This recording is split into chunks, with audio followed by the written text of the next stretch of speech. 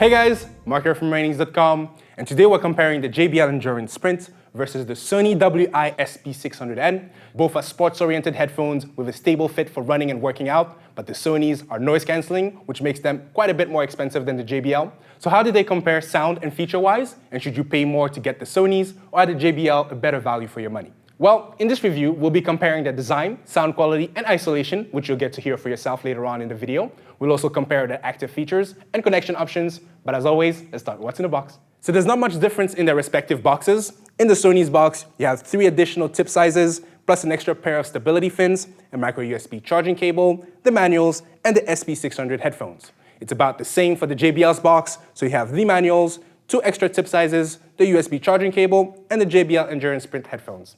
Now let's get the boxes out of the way and compare their design.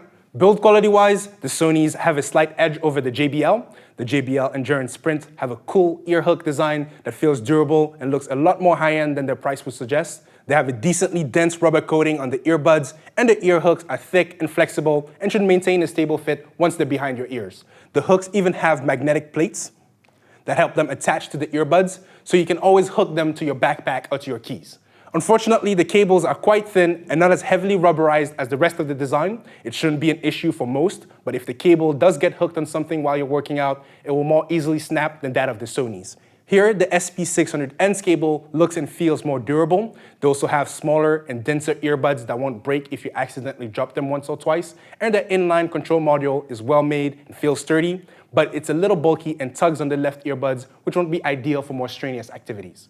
The JBL also have an IPX7 rating compared to the Sony's IPX4, so the Endurance Sprint should be more water resistant, but we do not yet have a sweat and water resistance test, so we cannot definitively say that the JBL are more sweat proof. As for comfort, here the Sonys again have the upper hand and are a bit more comfortable than the JBL. The JBL, like the Sonys, have an in-ear fit but do not come with as many tip options. They also have an ear hook design, which can get a little frustrating to put on correctly, and you do feel the hook stems behind your ear when running. However, it does make them a bit more stable than the Sonys, which have a more typical wireless in-ear design with stability tips. The JBL also come with these stabilizer add-ons that help lock the earbuds in place, but do take a bit of space in your ear, which may get a bit fatiguing during longer listening sessions. The Sonys, on the other hand, have a more typical in-ear design, but since they come with multiple tip sizes and types, they're easier to find a comfortable fit. Unfortunately, they do not have the best cable management, and the inline remote does make them a bit less stable overall. However, if you're used to in-ears, you will prefer the fit of the Sonys over the JBLs. Lastly, for the control schemes, the Sonys are a lot easier to use than the JBL Endurance Sprint. The JBL have a touch-sensitive control scheme on the right earbud. It's a nice addition at this price range since there aren't many touch-sensitive in-ears, let alone below $100. Swiping up and down controls the volume. Tapping on the JBL logo pauses or resumes tracks and also manages calls. If you tap twice, it fast-forwards, and if you tap 3 times, it rewinds. Unfortunately, although the controls are fairly simple, they're somewhat imprecise and can be a bit frustrating to use, especially when running. Swiping up and down does not always register and will often pause or even skip tracks just when the song starts getting good. Also, the touch-sensitive surface will often turn on the headphones by accident if they're dangling by your neck or by your side. It's not the biggest issue since they have an auto-off feature, but it still wastes a bit of battery life. The Sonys, on the other hand, have a simple control scheme on the inline remote. They have a volume rocker, a multi-function play, pause, and co-management button that skips tracks if you press twice and rewinds if you press 3 times. They also have a dedicated noise-canceling button to enable and disable the feature. It's straightforward, it's efficient, and it's easy to use. So overall, design-wise, the Sonys are a bit better in most aspects. They're comfortable, they're a bit better built, and they have an easier-to-use control scheme. However, the JBL offer a unique design and a decent build quality for their price range. They're just not as easy to use or as comfortable, even if they're a bit more sweat resistant overall.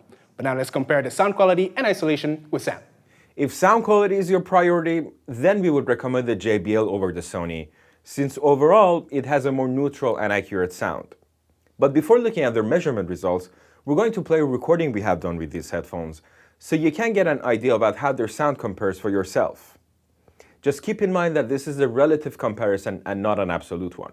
So it is good for seeing which headphone has more bass or treble, for example, but you won't be able to judge their actual sound profile.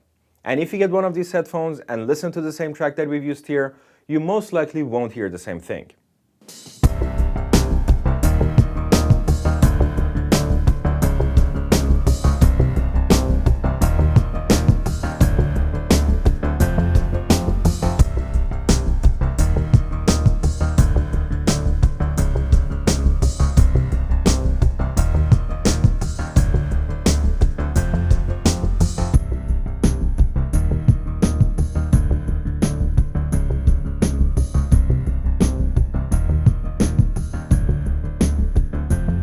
Here we have the frequency response of the JBL Endurance Sprint on the left and the Sony WI-SP600N on the right. As you can see, the JBL has a mostly flat response, but with a tilt favoring bass and treble frequencies. This gives them a classic V-shaped or smiley face response, which makes their sound a bit more exciting by hyping up the bass and treble ranges. However, this is at the expense of de-emphasizing the mid-range, so vocals and lead instruments will be nudged towards the back of the mix. The Sony, on the other hand, doesn't have as flat a response. It is noticeably heavy in the bass range and lacking in the mid and treble ranges. This gives them a sound profile which is bass heavy, but lacking detail and presence. So some people may find them a bit boomy and muddy sounding. In terms of frequency response consistency, both of these headphones deliver the same bass and treble with every reseat, but you have to make sure that you're using the tips that are correct for the size of your ears. Otherwise, you may experience a noticeable drop in bass. Now for isolation and leakage, we have also recorded a comparison which we're going to play now. First up is isolation.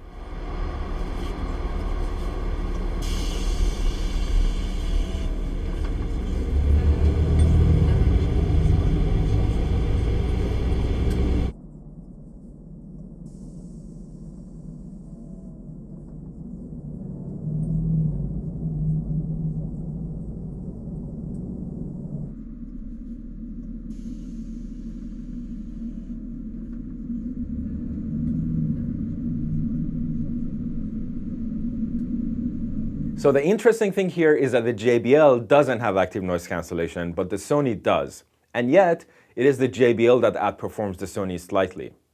In the bass range, the JBL provides more isolation overall, but has a weak spot around 50 Hz. The Sony, on the other hand, doesn't isolate as much, but doesn't have a weak spot either. In the mid-range, these headphones perform almost identically. Both of them have a weak spot around 200 Hz, but their isolation progressively improves as we go higher in frequency. The treble isolation of the JBL is similar to their bass isolation. They provide a higher overall isolation, but have a weak spot around 8 kHz.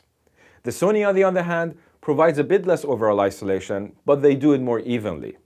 Now, let's listen to the leakage recording.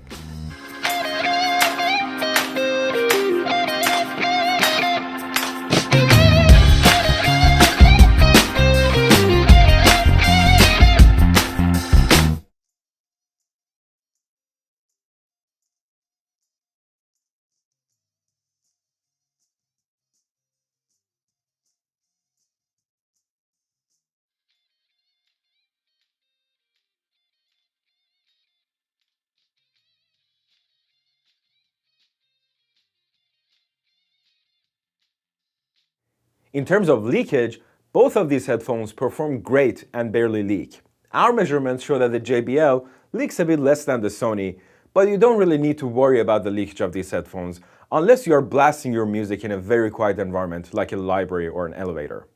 Now, let's go back to Mark. And now for the active features and connection options. Latency-wise, the Sonys do a much better job than the JBL. The Sonys have about 174 milliseconds of latency, which is on the lower end for most Bluetooth headphones, but still won't be ideal for watching a lot of videos. However, the JBL do much worse at 240 milliseconds, which is quite noticeable, making them a lot worse for occasionally watching YouTube videos or for gaming on your phone.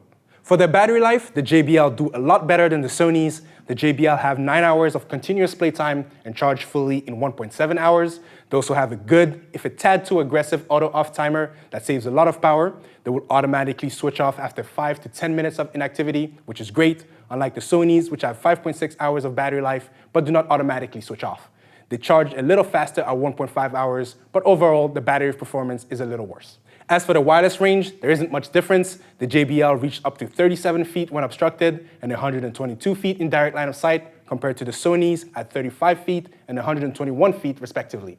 This means both headphones won't be ideal for big office environments or for pairing to a fixed Bluetooth source like your TV or your PC and walking around your house, but they should be fine if you have your phone on you. For the app, the Sony WI-SP600N work with the Headphones Connect app, whereas the JBL Endurance Sprint do not have support for the JBL Headphones app. This makes the Sonys a lot more customizable and versatile than the JBL. You can EQ the sound quality to better match what you're listening to, thanks to the app. You can also adjust the level of noise cancellation, add room effects, and even get an in-app player. The lack of an app on the JBL is noticeable, but expected since most budget JBL headphones do not support the app. Lastly, for the connection options, there are both Bluetooth-only headphones that do not come with audio cables and will not provide audio over USB. However, this is to be expected for most similarly designed wireless in-ears. So in the end, between the JBL Endurance Sprint and the Sony WI-SP600N, which one should you choose? Well, if you're getting them primarily for sports, then get the JBL. They offer a better value for your money, and they have a more stable ear hook design. The JBL also have a better battery life and isolate more with their passive in-ear fit than the noise-canceling Sonys. They also have a better balanced default sound, but on the other hand, the Sony come with an EQ, so you can make them sound just the way you like. They're also a bit more comfortable and have a better design and build quality overall. In short, the Sonys feel like casual headphones that you would use for sports, whereas the JBL feel like sports headphones that you might use casually on your way to the gym. And that's pretty much it. So which headphones do you use to work out? And if you have any headphones that you want us to review, let us know in the comments below. You can check out all our measurements on our website. And if you like this video, subscribe to our channel or become a contributor. Thanks for watching, and see you next time.